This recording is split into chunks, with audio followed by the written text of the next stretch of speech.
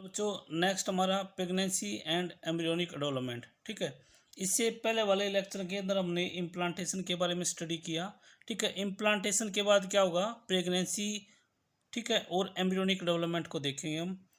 क्या होता है, जैसे ही इम्प्लांटेशन होता है, आफ्टर इम्प्लांटेशन के बाद क्या होता है, फिंगर लाइक प्रोजेक्शन जो ट्रोपोप्लास्ट है उसके ऊपर अपीयर हो जाता है, जिसको बोलते हैं कोरियोनिक विली। ठीक है, और वो क्या होगा, सराउंडेड हो जाएगा किससे, यूटेराइन टिश्यू, जो यूटेरस का टिश्यू होता है, और मैटरनल ब्लड के साथ। क्लियर। आफ्टर इम्प्लांटेशन के बाद क्या होता है, फिंगर लाइक प्रोजेक्शन, ठीक है, अपीयर होएगा, अपीयर ऑन द ट्रोपोप्लास्ट के ऊपर अपीयर हो जाएगा, उसको बोलेंगे कोरियोनिक विली। क्लियर। जो कि सराउंडेड हो जाएगा, which are surrounded by the uterine tissue and maternal blood. Clear. उसके बाद क्या होगा, जो क्रोनिक विली और जो यूटेराइन टिश्यू के बीच में कनेक्शन बना है, ठीक है, ये क्या करेगा, एक स्ट्रक्चरल और फंक्शनल यूनिट की फॉर्मेशन कर देगा, जो डेवलपिंग एम्ब्रियो होगा और मैटरनल बॉडी के बीच में, उसको बोलेंगे प्लेसेंटा। ठीक है, a connection is established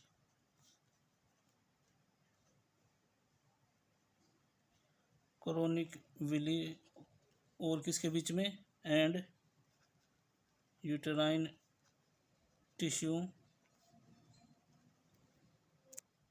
and form A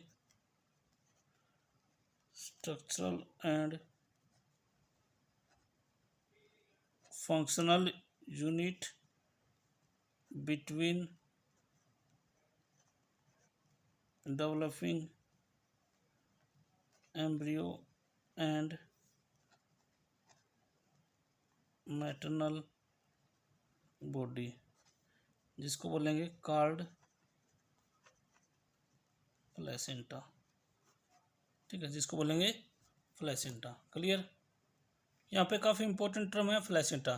placenta क्या है, कनेक्शन है, ब्रिज है डेवलपिंग एम्ब्रियो और मदर के बीच में। अब यहाँ पे फंक्शन की बात करेंगे, फंक्शंस ऑफ प्लेसेंटा। ठीक है, प्लेसेंटा के फंक्शन क्या है। सबसे पहला जो फंक्शन है, ये क्या करता है, प्रोवाइड करता है न्यूट्रिएंट्स और ऑक्सीजन को। ठीक है, किसके लिए, जो डेवलपिंग एम्ब्रियो है उसको। ठीक है, उसके बाद दूसरा जो इंपॉर्टेंट फंक्शन है, क्या करता है, रिमूव करता है कार्बन डाइऑक्साइड जो वेस्ट मटेरियल होता है किसका, एम्ब्रियो का, उसको। ठीक है, और ये क्या होता है, ये एंडोक्राइन टिश्यू की तरह भी काम करेगा, और क्या करेगा, अपने अंदर से कुछ हार्मोन निकालेगा, जैसे HCG होमन क्रियोनिक गोनाडोट्रोपिन, और HPL होमन प्लेसेंटल लैक्टोजन। ठीक है, इसके अलावा एस्ट्रोजन और प्रोजेस्टेरोन हार्मोन निकालेगा, जो इंपॉर्टेंट होते हैं किसके लिए, प्रेगनेंसी के लिए। क्लियर।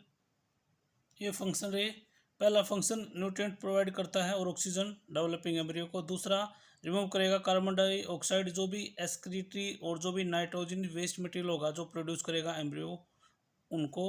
और ये क्या करता है, एंडोक्राइन टिश्यू ग्लैंड की तरह काम करता है और हार्मोन निकालता है, HCG human क्रियोनिक gonadotropin, HPL human placental lactogen, और उसके अलावा एस्ट्रोजन और progesterone hormone.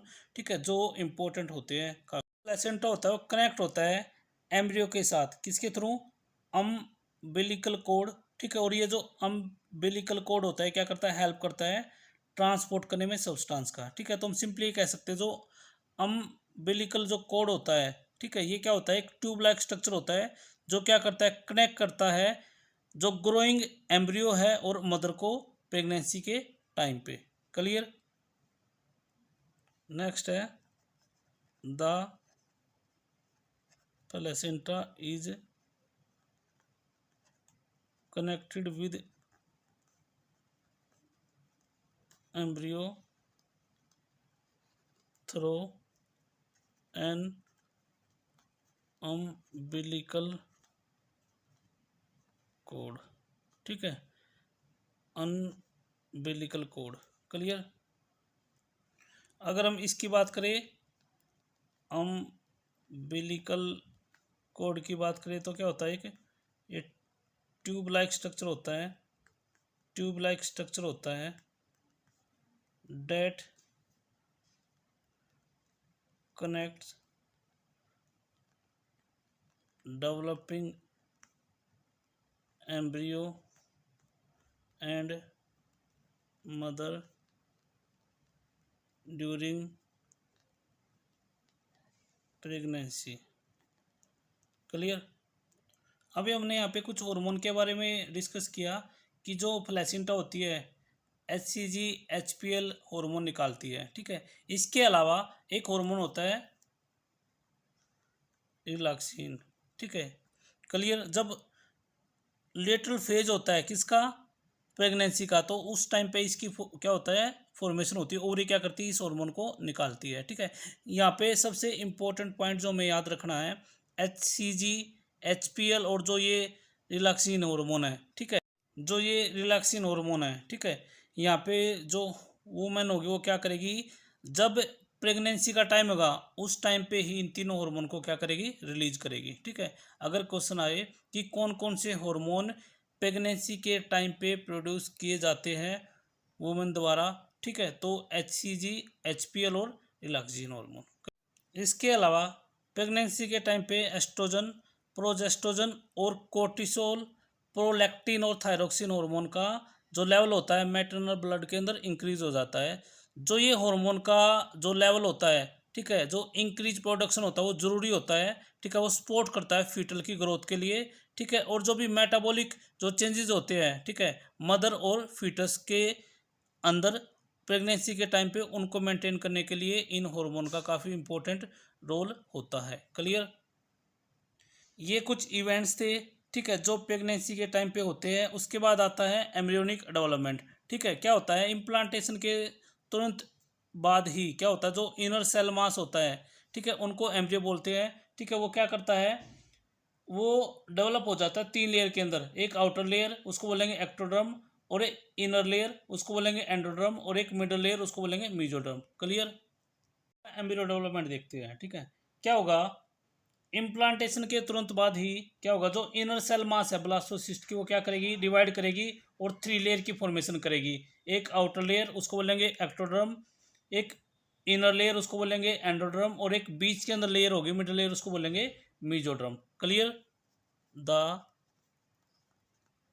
Inner cell mass of blastocyst, clear, वो क्या करेगी, डेवलप करेगी, डेवलप इनटू 3 लेयर्स, ठीक है। एक होगी एक्टोड्रम, दूसरी होगी एंडोड्रम, और जो थर्ड होगी वो होगी मीजोड्रम, ठीक है। एक्टोड्रम को आउटर लेयर बोलेंगे, आउटर लेयर, ठीक है। उसके बाद एंडो होगी हमारी इनर लेयर, ठीक है, और जो मीजोड्रम होगी वो होगी मिडल लेयर, मिडल लेयर। और ये जो लेयर है एक्टोडर्म, ये क्या करेगी, स्किन, नेल्स और हेयर की फॉर्मेशन करेगी। ऐसे ही जो एंडोडर्म वाली लेयर है क्या करेगी, डाइजेस्टिव सिस्टम, लीवर, पैनक्रियाज, ठीक है, इन ऑर्गन की क्या करेगी, फॉर्मेशन करेगी। ऐसे ही जो मीजोड्रम है वो क्या करेगी, सर्कुलेटरी सिस्टम, ठीक है, मस्कुलर सिस्टम, उनकी फॉर्मेशन करेगी। जो ये एक्टोड्रम, एंडोड्रम और जो मीजोड्रम है ये क्या करेगी, बॉडी के टिश्यू, ऑर्गन और पार्ट्स को बनाएगी। उसका रीज़न क्या है कि जो ब्लास्टोसिस्ट के अंदर इनर सेल मास होता है, ठीक है, उसके अंदर क्या होती है, inner cell mass of blastocyst के अंदर क्या होती है, स्टेम सेल्स होती है। और स्टेम सेल के अंदर क्या एबिलिटी होती है, ठीक है, उसके अंदर क्या होती है, potency to give rise to all tissues and organ, ठीक है, आपको पता है जो ह्यूमन प्रेगनेंसी होती है, अगर हम बात करें ह्यूमन की, और प्रेगनेंसी का ड्यूरेशन की बात करें तो 9 मंथ्स की होती है, ठीक है। और हम इसको क्या कर देते, डिवाइड कर देते हैं ट्राइमेस्टर के अंदर, ठीक है। 3 ट्राइमेस्टर होते हैं, एक ट्राइमेस्टर होगा जो, वो टोटल 3 ट्राइमेस्टर के अंदर चेंज कर देंगे। जो फर्स्ट ट्राइमेस्टर होता है वो 3 मंथ्स या 12 वीक्स का होगा,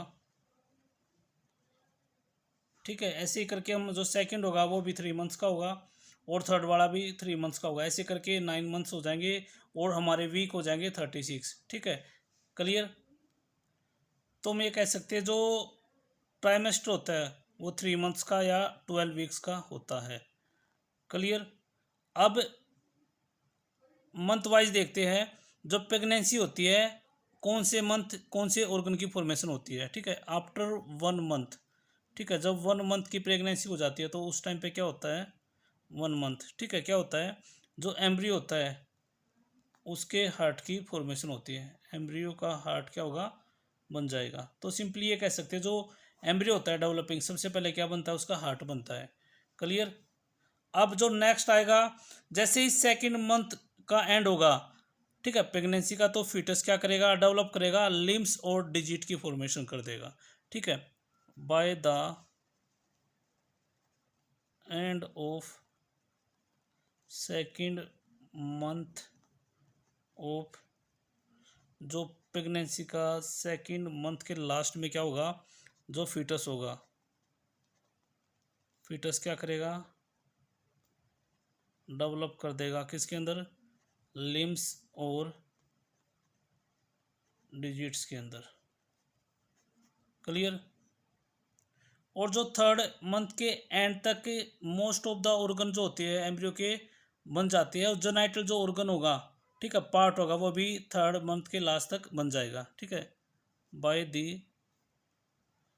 एंड ऑफ थर्ड मंथ, ठीक है, क्या होगा, most of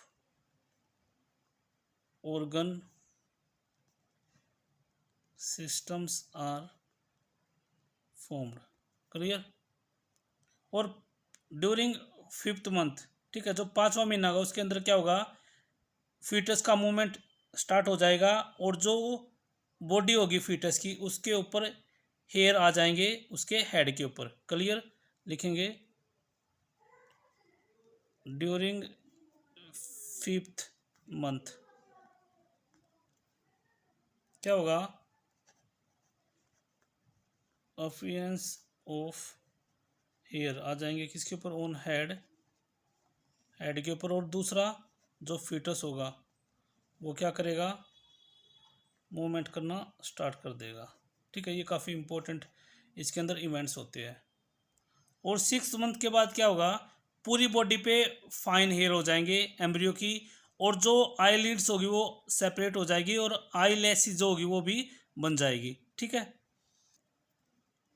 after 6th month, ठीक है, 6th मंथ के बाद क्या होगा देख लेते हैं। The body is covered, body covered हो जाएगी विद फाइन हेयर, ठीक है, फाइन हेयर के साथ, ठीक है। उसके बाद क्या होगा, दूसरा है काफ़ी इंपॉर्टेंट जो इसके अंदर हुआ, जो आईलिड्स होगी, ठीक है, वो क्या हो जाएगी, सेपरेट हो जाएगी। क्लियर। उसके अलावा जो आईलेसिस होगी, ठीक है, जो आईलेसिस होगी वो क्या हो जाएगी, आर आल्सो फॉर्म्ड, ठीक है, वो भी बन जाएगी। उसके बाद जो 9 मंथ कंप्लीट होंगे, या ये कह सकते हैं by the end of 9 months of pregnancy, fetus क्या होगा, कंप्लीट डेवलप हो जाएगा और रेडी होगा किसके लिए, डिलीवरी के लिए, ठीक है। ठीक है, by the end of 9 months और प्रेगनेंसी, फीटस क्या होगा, रेडी हो जाएगा, पूरी तरह डेवलप हो जाएगा, ठीक है। और उसके बाद वो रेडी होगा किसके लिए, डिलीवरी के लिए। क्लियर। ये था आपका प्रेगनेंसी और उसके बाद एम्ब्रियोनिक डेवलपमेंट के अंदर जो भी चेंजेस होते हैं। क्लियर।